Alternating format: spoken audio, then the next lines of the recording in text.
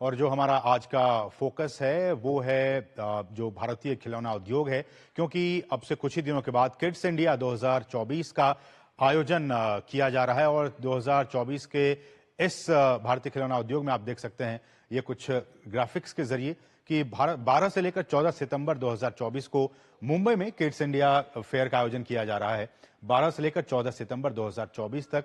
और खिलौना उद्योग के लिए 2024 तक यानी कि इस साल तक 2 से 3 बिलियन डॉलर तक बढ़ने की क्षमता है। आप समझ सकते हैं कि 2 से 3 बिलियन डॉलर तक जो पूरा टॉय इंडस्ट्री है भारत में, उसके बढ़ने की क्षमता, ये जो हमारे विशेषज्ञ हैं वो इसका आकलन कर रहे हैं। भारतीय खिलौना उद्योग वैश्विक उद्योग के आकार का केवल 0.5% है, तो अभी ये कम है, क्योंकि हम देख सकते हैं कि सिर्फ 0.5% है और इसके और भी बढ़ने की हम उम्मीद कर सकते हैं। किस तरह से आने वाले वर्षों में हम इसमें इजाफा देखेंगे। भारतीय खिलौना मांग में यानी कि डिमांड में 10 से 15% की वृद्धि का अनुमान है कि भारत में जो अभी खिलौना का जो एक डिमांड है उसमें 10 से 15% की वृद्धि का अनुमान दर्ज किया जा रहा है। वित्त वर्ष 2014-15 की तुलना में 2022-23 में उल्लेखनीय इसमें वृद्धि हुई है। 2014-15 में जो था उससे अब कहीं ज्यादा 2022-23 में इसमें उल्लेखनीय वृद्धि दर्ज की जा रही है। बढ़ेंगे आगे। आयात जो हम इंपोर्ट करते थे उसमें 52% की गिरावट आई है। जी हां, क्योंकि हम इसमें लगातार आत्मनिर्भर बनते जा रहे हैं। और वहीं निर्यात में हम जो एक्सपोर्ट करते हैं उसमें 239% की बढ़ोतरी दर्ज की गई है। तो इंपोर्ट पे हमारा जो फोकस है वो अब घटता जा रहा है। हमारा ज्यादा से ज्यादा फोकस एक्सपोर्ट पे होता जा रहा है। 2014 से 2020 की बात की जाए तो इसमें यानी कि बीते 6 वर्षों में विनिर्माण इकाइयों की संख्या भी काफी दोगुनी हुई है, जो कि इस सेक्टर के लिए काफी बहुत ही महत्वपूर्ण है कि लगातार इसके विनिर्माण इकाइयां जो हैं वो बढ़ती जा रही हैं। जो आयातित वस्तुएं हैं उस पर भी निर्भरता हमारी कम हुई है और ये 33% से घटकर 12% पर आ गई। जैसा कि हमने कहा कि लगातार हम इंपोर्ट में हम कमी करते जा रहे हैं और एक्सपोर्ट हम बढ़ाते जा रहे हैं, तो इस हिसाब से आप देख सकते हैं इस आंकड़े को। और भारत अब बन रहा है दुनिया के मौजूदा खिलौना केंद्रों का एक विकल्प के तौर पर, चूंकि एक चाइना और जो एक ताइवान है उस पर पूरे विश्व की निर्भरता है, लेकिन अब उसको रिप्लेस करके भारत भी इस दिशा में लगातार आगे बढ़ता जा रहा है। एक ऑप्शन के तौर पर, एक विकल्प के तौर पर भारत अब अपने आप को स्थापित करता जा रहा है। और भारत के जो घरेलू खिलौना उद्योग है उसको मदद देने के लिए क्लस्टर बेस्ड जो हमारा अप्रोच है उस पर भी सरकार ध्यान दे रही है कि किस तरह से हम क्लस्टर बेस्ड अप्रोच हमारा होना चाहिए। इसमें एक होलिस्टिक डेवलपमेंट पे इस पूरे इंडस्ट्री का होगा। और इसमें R&D को बढ़ावा देने के लिए, नवाचार को बढ़ावा देने के लिए द इंडियन टॉय फेयर की बात की जाए, जो कि बीते सालों में इसका आयोजन किया गया था, टॉयकथॉन की बात की जाए, ये कुछ ऐसी चीजें हैं जिसमें कि R&D की जरूरत होती है, नवाचार को बढ़ावा मिलता है, तमाम स्टार्टअप्स आते हैं। तो इंडियन टॉय फेयर की बात हो या फिर टॉयकथॉन की बात हो, इन तमाम चीजों के जरिए नवाचार को बढ़ावा देने की लगातार कोशिश की जा रही है। तो ये कुछ अहम बातें भारतीय खिलौना उद्योग की, और हम इस पे बातचीत करेंगे अपने खास मेहमानों के साथ। और हमारे साथ दो बहुत ही खास मेहमान इस वक्त जुड़ चुकी हैं। हमारे साथ हैं मिनाली अग्रवाल जी, जो कि डायरेक्टर हैं पी प्ले से। मिनाली जी, आपका बहुत बहुत स्वागत। और साथ ही साथ हमारे साथ दिशा कथारानी जी हैं, जो कि को फाउंडर हैं इमेजिमेक के। आप दोनों ही मेहमानों का बहुत बहुत स्वागत। शुरुआत सबसे पहले मिनाली जी मैं आप ही से करना चाहूंगा। और जैसा कि हमने ग्राफिक्स के जरिए अपने दर्शकों को समझाने की कोशिश की कि भारतीय जो खिलौना उद्योग है वो लगातार बढ़ता जा रहा है, क्लस्टर बेस्ड अप्रोच हमारा है, हम जो इंपोर्ट करते थे उस पर अब डिपेंडेंसी खत्म होती जा रही है, एक्सपोर्ट हम लगातार बढ़ता जा रहा है। एक कैसी पिक्चर आज की तारीख में 2024 में भारतीय खिलौना उद्योग का कैसा है स्थिति, कैसी स्थिति है भारत में? मैं आपको बताना चाहूंगी अमीश जी कि ये खिलौना इंडस्ट्री जो पिछले 5 साल में 6 साल में बढ़ी है, उसका ग्रोथ जो नंबर में आपको दिख रहा है वो एकदम सही है। अभी जो दुनिया की आमदनी है, मतलब पॉपुलेशन ऑफ इंडिया जो बढ़ती जा रही है, उसकी वजह से ओवरऑल मिडिल क्लास का बढ़ना और अपना जो इकोनॉमी है बढ़ने की वजह से डिमांड ऑफ टॉयज बहुत बढ़ गया है। लोग बहुत ज्यादा विदेशों में जाने लगे हैं और विदेशों में जाके जब वो दूसरे टॉयज देखते हैं तब उनको लगता है कि इंडिया में क्यों ये टॉयज नहीं मिलते हैं, और हम मैन्युफैक्चरर्स वो टॉय गैप को फिल कर रहे हैं और उस वजह से काफी डिमांड बढ़ गई है। India itself is a very strong market और इंडिया के अलावा बाहर से भी इतनी ज्यादा डिमांड्स अभी आने लगी हैं लोगों को। नए नए टॉयज जो इंडिया में बन रहे हैं, जो पहले उनको पता भी नहीं था कि इंडिया एक पोटेंशियल मार्केट है टॉयज का, अभी वो लोग आके इंडिया में टॉयज खरीदना चाहते हैं। लेकिन दिशा जी, हमने बीते वर्षों में देखा है कि सरकार भी अब लगातार इसको लेकर प्रोएक्टिव है। तमाम स्टार्टअप्स इसमें आ रहे हैं, टॉयकथॉन का आयोजन किया जा रहा है, इंडियन टॉय फेयर का आयोजन किया जा रहा है। ऐसे में जैसा कि हमने कहा कि ग्लोबली जो बिग प्लेयर्स हैं, चाहे वो चीन की बात कर ली जाए, ताइवान की बात कर ली जाए, उसको हटा के रिप्लेस करके भारत सरकार की ये कोशिश है कि भारत एक बेस्ट ऑप्शन के तौर पर सामने आए। ऐसे में जो इनिशिएटिव्स लिए गए हैं गवर्नमेंट की तरफ से, उसको आप कैसे देखती हैं और आने वाला फ्यूचर जो है इस इंडस्ट्री के लिए वो कैसा रहने वाला है? जी बिल्कुल, जैसे आपने बताया और मनाली जी ने बताया, गवर्नमेंट ने काफी सारे इनिशिएटिव्स लिए हैं टॉय इंडस्ट्री को एक बढ़ावा देने के लिए। सबसे पहले तो मैं बताना चाहूंगी कि जो क्वालिटी कंट्रोल 2020 में जो आया गया है, उससे काफी ज्यादा फायदा हुआ है हमारी इंडस्ट्री में। जो अनऑर्गेनाइज सेक्टर रहा करता था टॉयज, वो आज एक ज्यादा से ज्यादा ऑर्गेनाइज सेक्टर की तरफ बढ़ रहा है। और क्वालिटी कंट्रोल ऑर्डर के आने से भारतीय टॉयज में क्वालिटी भी काफी इम्प्रूव हुई है। क्वालिटी जो हमारे बच्चों के लिए बहुत ही इम्पोर्टेंट रहती है टॉयज के लिए, ये भी काफी ज्यादा इम्प्रूव हो रही है। इसके अलावा जैसे आपने बताया, गवर्नमेंट की जो एक national action plan for toys जो गवर्नमेंट ने लाया हुआ है, उसमें 21 इनिशिएटिव्स आइडेंटिफाई किए गए हैं, जिसमें कि टॉयकथॉन है, टॉय क्लस्टर्स है, जैसा कि आपने बताया। ये सारे इनिशिएटिव्स जो है ये हमारे लिए काफी हेल्पफुल रहे हैं और आगे चल के इससे हमें और भी ज्यादा फायदे मिलेंगे।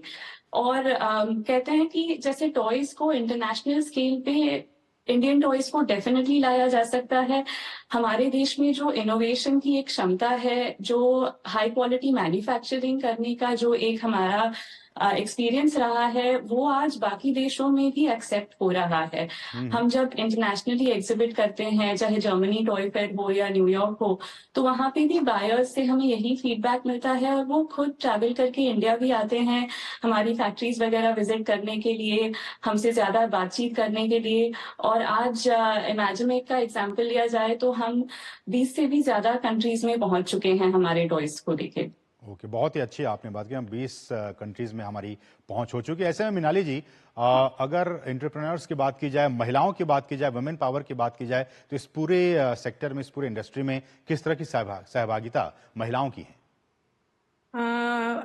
ये बहुत अच्छा सवाल है और मैं बोलना चाहूंगी कि women as a toy entrepreneurs are the best, because women एक मदर भी होती है and they understand the need कि बच्चों को क्या चाहिए, बच्चों को क्या पसंद आता है। जब बच्चे ग्रो कर रहे होते हैं तो उनको क्या ज़रूरतें होती हैं, और उस हिसाब से जब एक विमेन टॉय बनाती है तो वो टॉय बच्चों के लिए काफी लाभदायक होता है।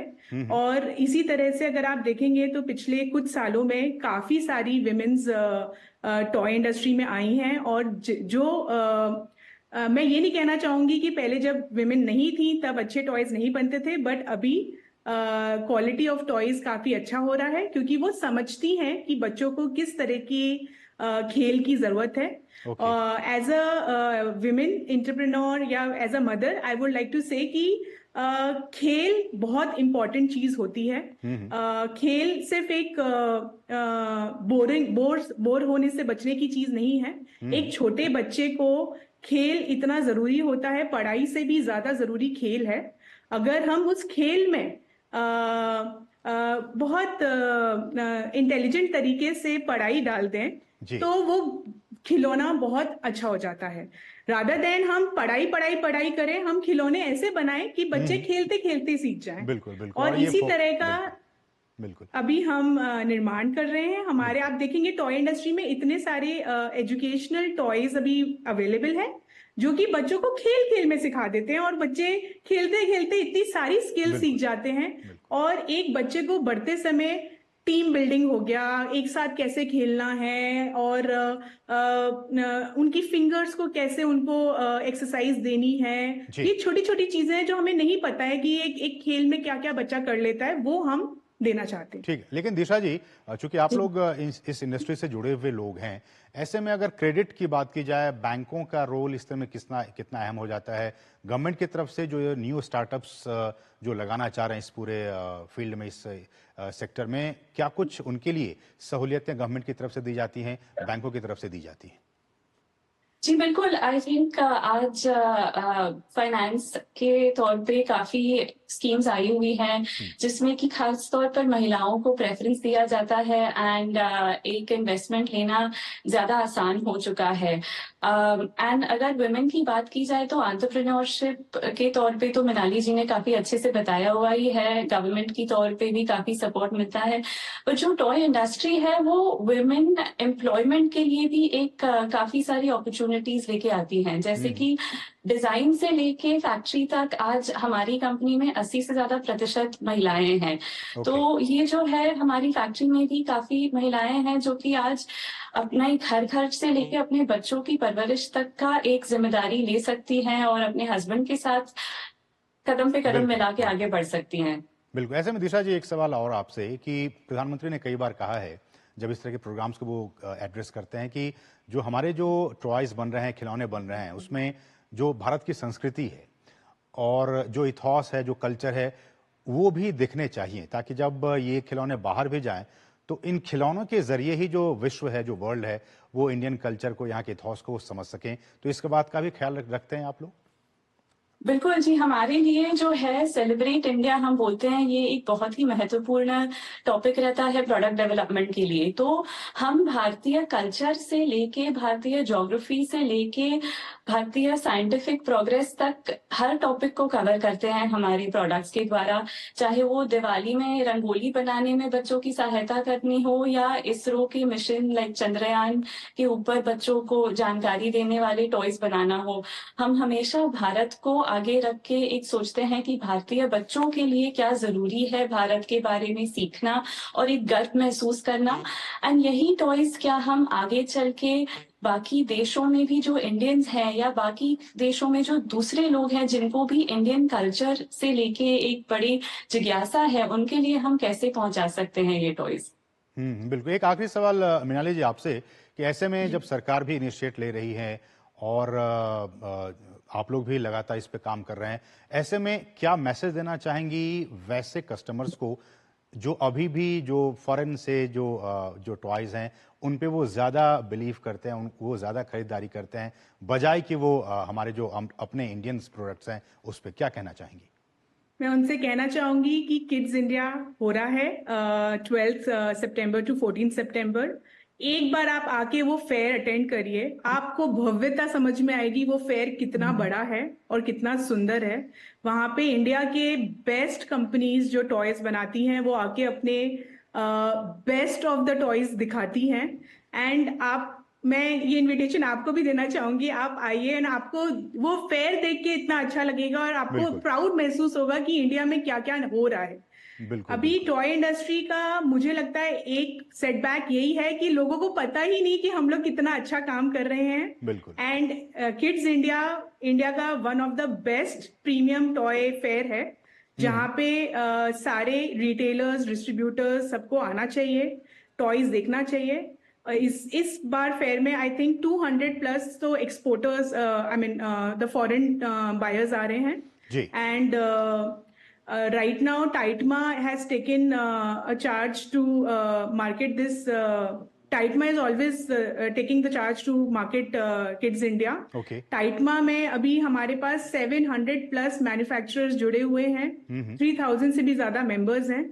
तो इंडस्ट्री काफी स्ट्रांग है, बस हमें मार्केटिंग सपोर्ट की जरूरत है। एंड हम चाहते हैं कि ज्यादा से ज्यादा लोग आए और इसको देखें। बेस्ट विशेस हमारी तरफ से भी मृणाली जी और दिशा जी, आप दोनों को ही बहुत बहुत शुभकामनाएं और बहुत बहुत शुक्रिया भी इस कार्यक्रम में हमारे साथ जुड़ने के लिए और अपने तमाम महत्वपूर्ण बातों को हमारे साथ साझा करने के लिए बहुत बहुत शुक्रिया। आप दोनों ही